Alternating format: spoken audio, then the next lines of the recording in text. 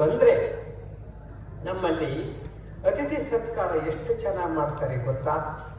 ಅವರಿಗೆ ಬಂದ ತಕ್ಷಣ ಕೂತ್ಕೊಳ್ಳಿಕ್ಕೆ ಈಗೆಲ್ಲ ಕುರ್ಚಿ ಬಂದಿದ್ದಾವೆ, ಸೋಫಾ ಬಂದಿದ್ದಾವೆ. ಕುರ್ಚಿ ಮೇಲೆ ಕುಂಡ್ರಿಸ್ತೀರಿ, ಸೋಫಾ ಮೇಲೆ ಕುಂಡ್ರಿಸ್ತೀರಿ. ಮೊದಲು ಇವು ಯಾವುದು ಇರಲಿಲ್ಲ. ಇವು ಇರಲಾರದ ಸಮಯದಲ್ಲಿ ಅತಿಥಿಗಳು ಮನೆಗೆ ಬಂದಾಗ ಹಿಂದಿನ ಕಾಲದಲ್ಲಿ ಅವ್ರು ಏನ್ ಮಾಡ್ತಿದ್ರು ಅಂದ್ರೆ ಚಾಪೆ ಹಾಕ್ತಾ ಇದ್ರು. ಚಾಪೆ ಅಕಸ್ಮಾತು ಅವ್ರಿಗೆ ಸಿಗ್ಲಿಲ್ಲ ಅಂದ್ರೆ ಮತ್ತೆ ಕೆಲವರು ಕಂಬಳಿ ಹಾಕ್ತಾ ಇದ್ರು. ಕಂಬಳಿ ಗೊತ್ತಿದೆಲ್ಲ, ಮುಚ್ಕೊಳ್ಳೋ ಕಂಬಳಿ. ಕಂಬಳಿ ಅದಕ್ಕೆ ಉಪಯೋಗಿಸ್ತಾರೆ, ಹಾಸ್ಕೊಳ್ಳಕ್ಕೆ ಉಪಯೋಗಿಸಲ್ಲ, ಅದನ್ನು ಹೊಚ್ಕೊಳ್ಳಕ್ಕೆ ಉಪಯೋಗಿಸ್ತೀವಿ ಕಂಬಳಿನ. ಈಗೆಲ್ಲ ಬಹಳ ಥಂಡಿ ಕಾಲ. ಈ ಥಂಡಿ ಕಾಲದಲ್ಲಿ ಅವತ್ತಿನ ಕಾಲದಲ್ಲಿ ಕಂಬಳಿ ಹೊಚ್ಕೊಳ್ತಿದ್ರು, ತುಂಬಾ ಬೆಚ್ಚಗಾಗ್ತದೆ ಅಂತ. ಕುರಿಯ ಉಣ್ಣೆಯಿಂದ ತಯಾರು ಮಾಡಿದಂತಹ ಕಂಬಳಿಯನ್ನ ಹೊಚ್ಕೊಳ್ತಾ ಇದ್ರು. ಆದ್ರೆ ಅತಿಥಿಗಳು ಮನೆಗೆ ಬಂದರೆ ಹೊಚ್ಚಿಕೊಳ್ಳುವ ಕಂಬಳಿಯನ್ನೇ ನೆಲದ ಮೇಲೆ ಹಾಸಿ ಅತಿಥಿಯನ್ನ ಅದರ ಮೇಲೆ ಕುಂಡ್ರಿಸ್ತಾ ಇದ್ರು. ಇದಕ್ಕೆ ಎಂಥ ಶ್ರೀಮಂತಿಕೆ, ಹೃದಯ ಶ್ರೀಮಂತಿಕೆ ಬೇಕು.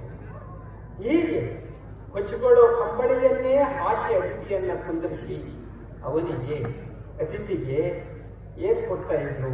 ಬೆಲ್ಲ ನೀರು ಕೊಡ್ತಾ ಇದ್ರು, ಇಲ್ಲವೇ ಮಜ್ಜಿಗೆಯನ್ನು ಕೊಡ್ತಿದ್ರು. ಈ ರೀತಿ ಅತಿಥಿ ಸತ್ಕಾರ ಮಾಡ್ತಾ ಇದ್ರು. ಅಂದ್ರೆ ಅತ್ಯಂತ ಮನಪೂರ್ವಕವಾಗಿ, ಮನಸ್ಸು ಸಂತೋಷದಿಂದ ಅತಿಥಿಯನ್ನ ಸಂತೋಷಗೊಳಿಸುವಂತಹ ಅತಿಥಿ ಸತ್ಕಾರ. ಅದಕ್ಕೆ ನಮ್ಮ ಪೂರ್ವಜರು ಭಾರತೀಯರು ಅತಿಥಿ ದೇವೋ ಭವ, ಅತಿಥಿಯನ್ನೇ ದೇವರು ಅಂತ ತಿಳ್ಕೊ ಅಂತ ಹೇಳಿದ್ರಲ್ಲ, ಹಾಗೆ ನಮ್ಮ ನಾಡಿನಲ್ಲಿ ಅತಿಥಿ ಸತ್ಕಾರಕ್ಕೆ ಬರಲಿಲ್ಲ.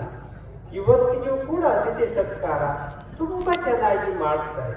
ಆದ್ರೆ ಮನೆ ಬಡವಾಗಿದ್ರೂ ಕೂಡ ಅತಿಥಿ ಸತ್ಕಾರ ಮಾಡೋದ್ರಲ್ಲಿ ನಮ್ಮ ಜನ ಹಿಂದೆ ಇಲ್ಲ. ಅದಕ್ಕೆ ಅವರು ಹೇಳ್ತಾರೆ, ಬಸವಣ್ಣ ಹೇಳ್ತಾರೆ, ಮನೆ ನೋಡ ಬಡವರು. ಮನೆ ನೋಡಿದ್ರೆ ಮೇಲ್ಬುದ್ಧಿ ಮನೆ ಅಥವಾ ಗುಡಿಸಲ ಇದೆ. ಆದ್ರೆ ನಮ್ಮ ಜನರ ಮನಸ್ಸು ಎಷ್ಟು ಶ್ರೀಮಂತಾಗಿದೆ ಅಂತಂದ್ರೆ ಅವರಿಗೆಲ್ಲ ಅತಿಥಿ ಸತ್ಕಾರವನ್ನು ಮಾಡಿ ತಮಗೆ ಊಟಕ್ಕಿಲ್ಲದೆ ಇದ್ರೂ ಅಕಸ್ಮಾತು ಅವರಿಗೆ ಊಟ ಮಾಡಿಸಿ ಕಳಿಸುವಂತಹ ಮನಸ್ಸಿನ ಶ್ರೀಮಂತಿಕೆ ಬಹಳ ದೊಡ್ಡದು ಅಂತ ಹೇಳ್ತಾರೆ.